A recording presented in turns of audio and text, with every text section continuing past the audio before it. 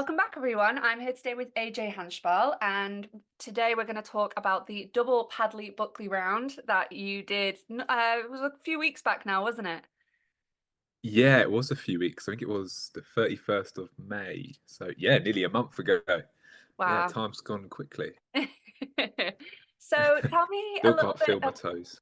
you still can't feel your toes.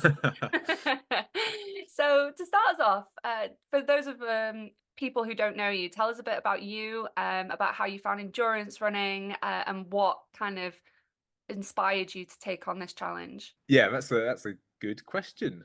My name's AJ. I'm 25 years old. I'm a mountain trail and ultra runner from the UK, sort of based down in East Sussex, where there's not a lot of mountains, funnily enough. I'm a coach to some phenomenal athletes and people. I'm an environmental activist, so I co founded the Green Runners a few years ago, and I guess a climate hypocrite. And I'm also a brain injury survivor and advocate. And that's also, I guess, a good segue into how I sort of got started with running, actually. I suffered a brain injury in 2018 whilst in the armed forces. And yeah, part of my sort of rehabilitation was walking on trails for sort of vestibular physiotherapy and improving my balance. And yeah, I guess walking became jogging and jogging became running. And then I got very carried away with it. And yeah, eventually found myself running around North Wales for 2 days. So, you're the second person only really to do the Paddy Buckley round, which is such like a cool thing to say. Why didn't you just want to do it once? That's a, that's a good question. I was asking myself that a lot during the time.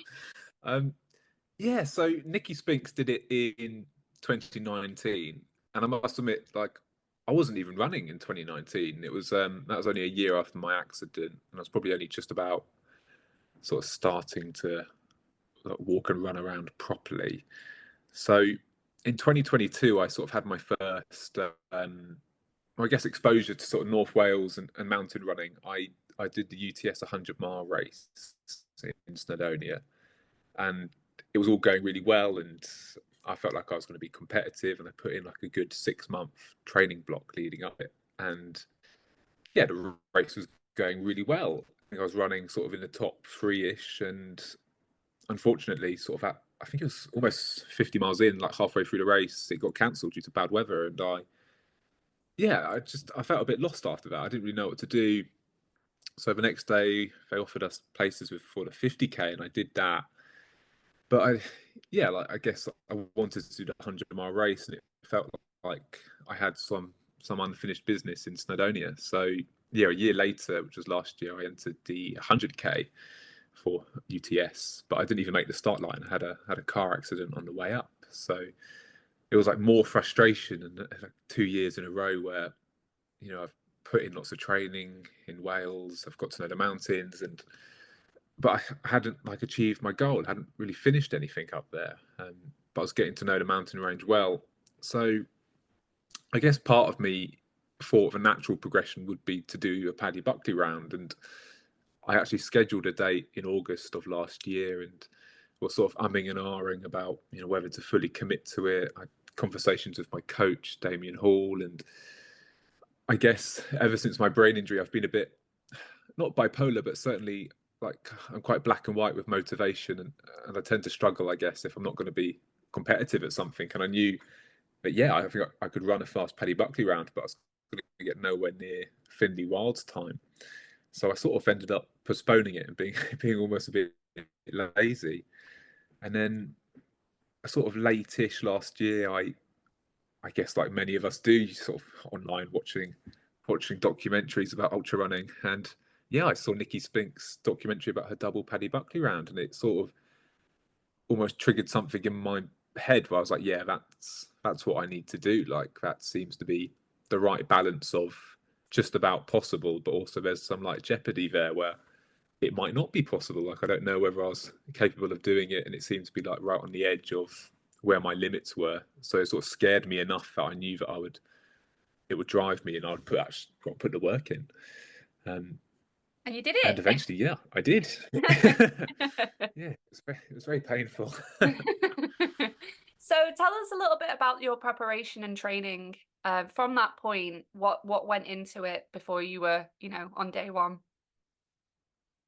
Yeah, that's a good question. So I think I decided I was going to do it mentally, sort of in the second half of, well, actually probably the last quarter of last year, and I was spending time in New Zealand over winter to visit family. So thankfully, that was sort of made for good training because it was obviously summer down there, and I had access to sort of big mountains. So I managed to put in like a big training block over winter, and then I had a DNF in January due to COVID. So that sort of works out quite well in the sense that like I didn't majorly stress my body, and I sort of could continue on training. But in all honesty, it was just a lot of easy aerobic volume and just getting like as fit as possible. And I must admit, like I'm a coach myself, but I am coached. So a lot of that was sort of not taken out of my hands, but like I didn't have to overly think about it. And yeah, I'm coached by Damien Hall, who's held sort of records on the Paddy Buckley round, and he was also part of Nikki Spink's crew when she did the double. So that was like a really good insight, and I trusted him and his process. And like early on, like it's just a lot of consistent, fairly boring training, and I guess that's what good training quite often is. It's just building up that long-term consistency and getting that aerobic volume. So I didn't really go to Snowdonia until probably 2 months before. And then, yeah, in that case, like there was certainly about 6 to 8 weeks where I basically stayed in Snowdonia, besides for the odd weekend here and there, and that was just to do recce's in both directions, and just get used to it, get the legs used to it, especially the steeper climbs and descents and the technical terrain, and I think that got me in a good place. But I mean, yeah, in all honesty, it was just a lot of running on trails. How did you train? I just ran. A lot of running, yeah. And yeah, I mean, there was a lot of hard work and consistency, and there was certainly a lot of quality early on. Like, I think with this longer stuff, especially when you're going through like 2 or 3 nights or days, it's easy to neglect getting fast. But I mean, if we can increase our top end and get really fast, that's only going to make our easier pace quicker. So certainly, sort of January, February, even March, a lot of my training was still pretty quick. And then, yeah, I mean, closer to it, it got more and more specific, and I was just sort of hiking around, hiking around Snowdonia. But yeah, I think it doesn't sound as daunting as maybe some people would think. Like it's not as if I was spending every day in the mountains. I think you can sometimes become slower by doing that. Mm. Yeah, Damien knows what he's doing. He did a good job. He did. He is a phenomenal runner, and I think having him kind of on your back and coaching you, I bet that was like a real like weight lifted, because he's Mm. very specific in this sort of challenge. Yeah, I mean, it does certainly help to knowing that he's had success on the double paddy. Not sorry, not the double paddy, on the paddy, and crewed, well, the only double paddy beforehand. Mhm. But also, yeah, I just have a really good relationship with him. He knows me well. I've coached him, so he's coached me for a few years. We're sort of quite good friends. So there's certainly a trust there, and I felt, yeah, I mean, I'm a coach myself. I think I could coach myself, but I'd end up doing too much. Whereas he's quite good at, keeping me honest and I guess almost sort of reining me back, so I don't end up doing too much. Um, So tell me a little bit about the whole event. Like how did it begin? Were there some low moments? I'm sure there was. And how did you overcome them? I wish I could say it was all highs. No, but there was definitely some low moments. But I never felt like I wanted to quit, um, which was surprising. And I think sort of the nature of doing a record attempt and being supported, I think helped in that. But there was a sense like I didn't want to let anyone down. But there's certainly some lulls. I mean, we started at 4 a.m. in the morning, which was questionable, but I wanted to make the most out of the daylight hours.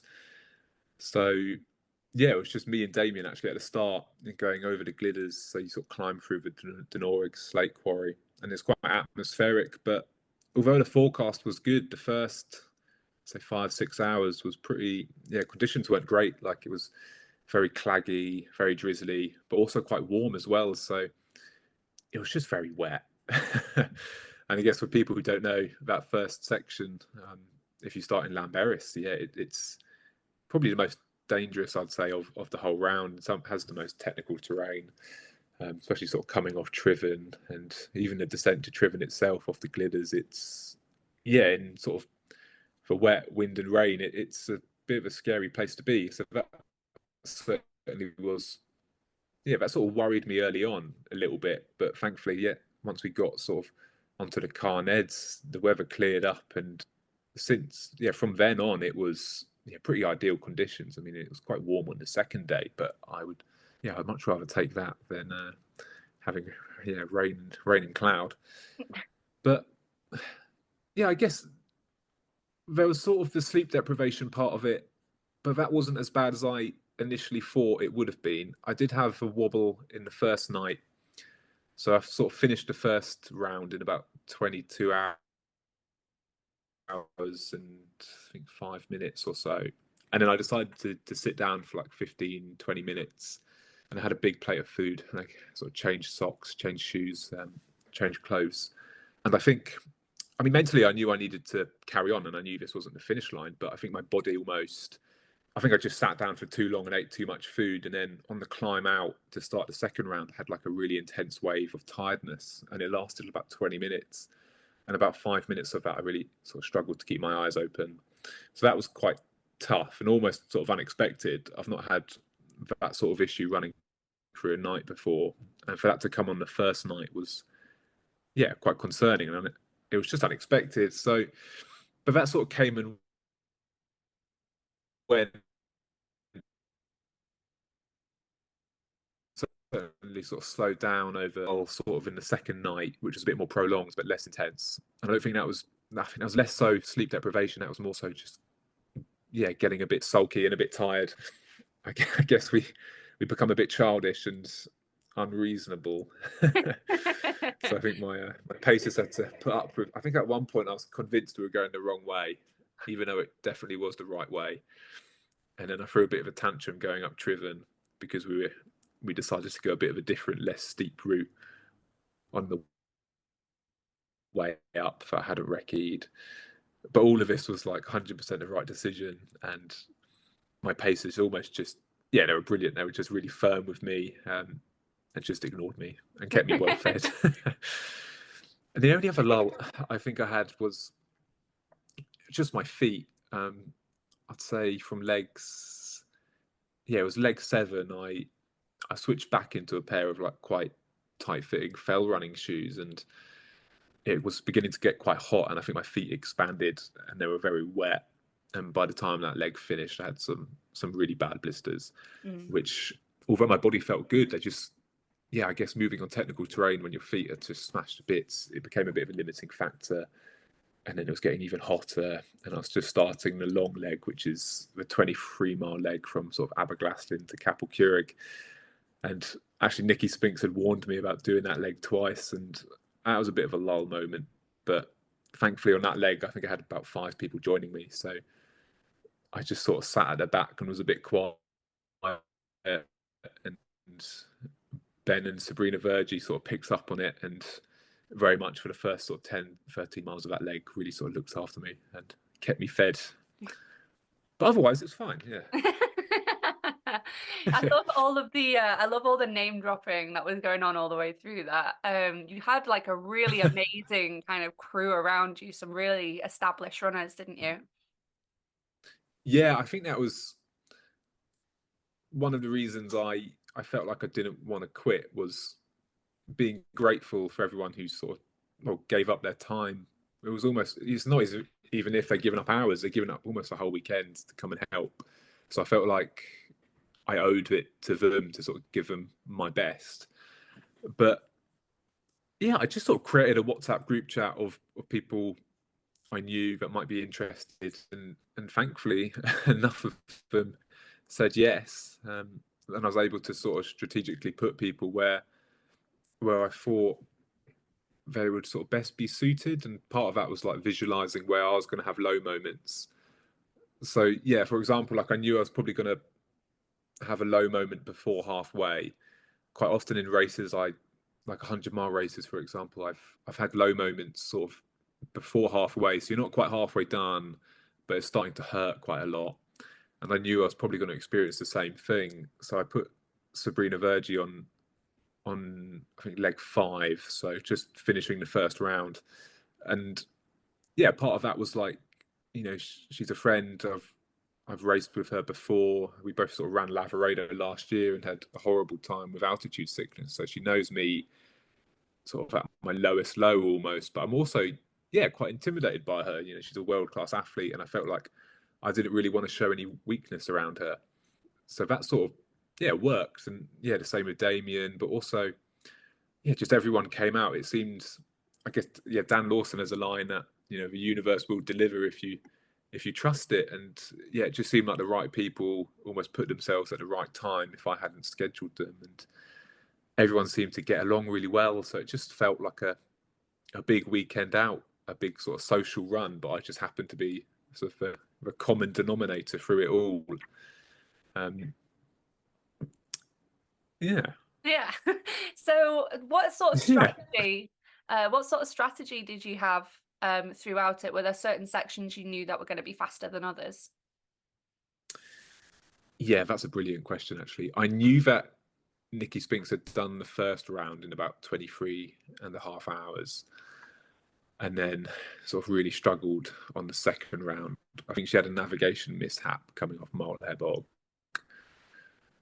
and I think struggled to sort of come back from that, and then had some fueling issues. So part of what I wanted to do was sort of capitalize on strong fueling, and I think that went really well. Over something like this, where you're going through sort of 2 nights and 2 days, you're skipping so many meals that, yeah, fueling becomes a massive limiting factor if it goes wrong. So I knew there were some gains there to be had, and I've always traditionally been able to fuel quite well on races and challenges. So yeah, pretty much every support point, I made sure that I had sort of a hot food and a meal, and then tried to eat as well as possible on the hill. And I think that made a massive difference, especially in keeping me awake and sort of keeping my mood quite positive. I find that, yeah, if I have a low mood, it's almost sort of directly correlated to low fueling. So Mm. I told my crew that, and they were aware. And yeah, thankfully there were no issues on the day. And then I had a rough schedule in mind, and I guess a lot of people when they do these rounds have splits from almost summit to summit, whereas I think that level of scheduling almost sort of overwhelms me and doesn't suit my personality type. I'm a lot more sort of relaxed. So I had sort of rough split ideas over the whole, well, from leg to leg, and roughly what I wanted to do the first round in. But a lot of it was just, yeah, going on feel and trusting myself and my body. I don't tend to track heart rate when I'm running or listen to metrics too much. A lot of it is just perceived effort, and that really helped on the day actually. And I ended up sort of finishing the first round in 22 hours, and it feeling comfortable and pretty much matched all of the rough splits I had. But I was never like too worried about the metrics. Mm. Um, and I guess the other thing was I sort of removed quitting from the table. Like in the past, I've had some like bad luck in races, but I'm not sure I can entirely separate that from just being a bit sort of mentally shit, a bit, yeah, sort of giving myself excuses. So yeah, I spoke to Damien beforehand and said like I don't want to have the option to quit. Like, so I essentially said to him that I wasn't allowed to pull the plug and that he was the only person that could. And I think that helped just to take the control away from me. So I guess almost mentally, I knew that even when it was hurting, there was no point even thinking about quitting because I wasn't allowed to quit or pull the plug. People were just going to say no. So I just gave him some really strict parameters about like what I was willing to accept, and thankfully, sort of never really came close to that. And I think that helped me a lot. What sort of things were you eating?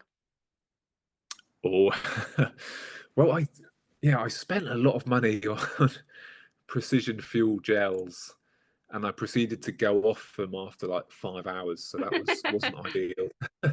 Usually, I'm like okay on sugary stuff for like 8 to 10 hours, but on this, yeah, annoyingly, gels almost immediately didn't go down well.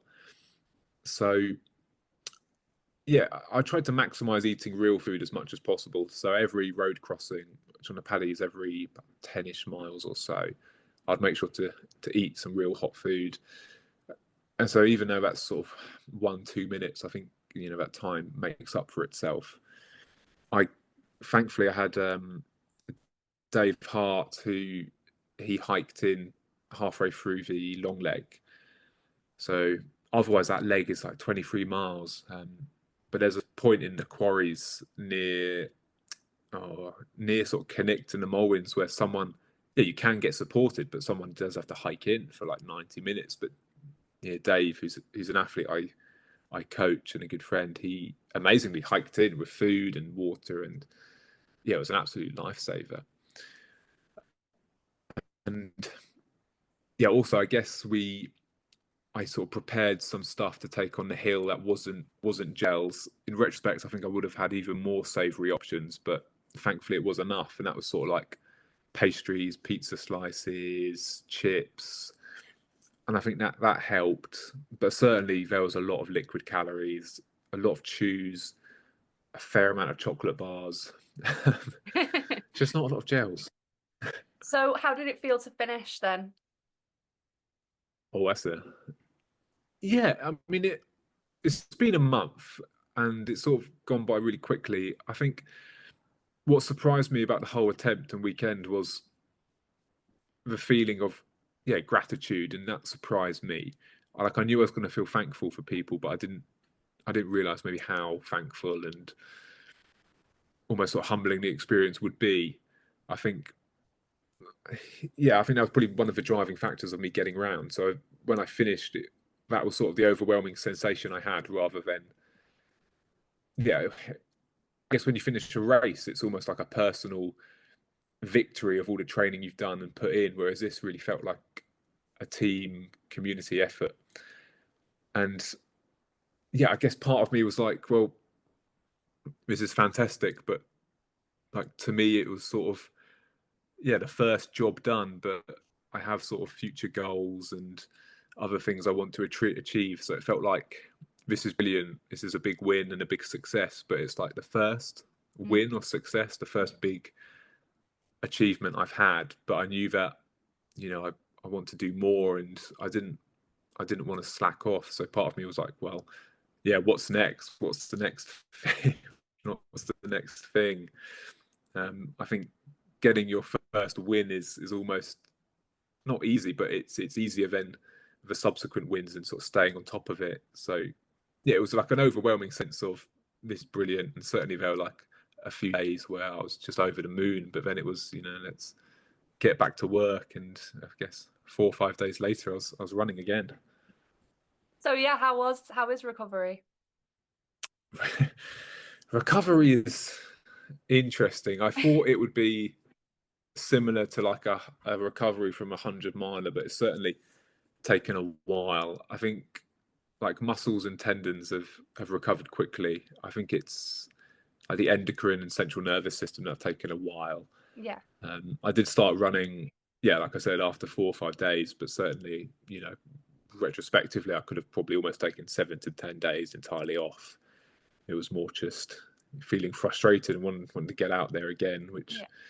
which pushed me out the door. But I'd say I'm mostly recovered now. I think I still have some very ouchy and numb toes, and my resting heart rate's only just about got back to normal. You make me feel really inspired because we're around the same age. So it's kind of like Oh, normally really? Okay, cool. yes. So it's so amazing to see younger people because the ultra Mm. running community mostly consists of people in their 30s and above. So it is kind of amazing to see you achieving these sort of goals because normally I'm like, oh, when I'm in my 30s I'll do it, but you've now given me no excuses. I now can have to go and train and do something crazy like No, yeah, I get that feeling as well. Like a lot of people I know, and I guess are good friends with in a community, almost old enough to be sort of my dad. and a lot of people crew me on the attempt are almost like twice my age. And yeah, part of that is, I guess, just being a bit young and naive and approaching things with no fear, but also being respectful of challenges. And certainly, I think I've messed that up in the past, but I think there's a strength to that, that you can sort of go into things, and that youthfulness and naivety can get you in trouble. But a lot of the times, it's a massive help if you know how to sort of manage it. And I think we saw that earlier this year with Jack Scott going after the spine race and sort of taking a large chunk off the course record there. And I think he's slightly older than me. I think he's 27, 28 years old. And I think we're seeing that trend, especially in North America and Europe, where I think, yeah, I guess we are seeing more and more younger people start taking up the sport, and there's the growth in the sport. So, yeah, I think it's a good thing. Mm. I certainly coach a lot of athletes now that are, in their 20s and doing very well. Part of me is always a little bit hesitant to push athletes or encourage sort of younger athletes my age to go out and do the really long stuff, so 100 miles plus, because over time it can slow you down at the shorter distances. But yeah, I think there's a lot of growth there to be had. So yeah, I'd definitely say to anyone sort of our age that Yeah. Um, there are a lot of mental barriers to entry, but yeah, you should mm. definitely get started. So tell me a little bit about your experience while you were out there in regards to your work with the Green Runners. Did you notice anything out in Snowdonia that you think the Green Runners are like aware of? And I think, within your activism is something that should be highlighted.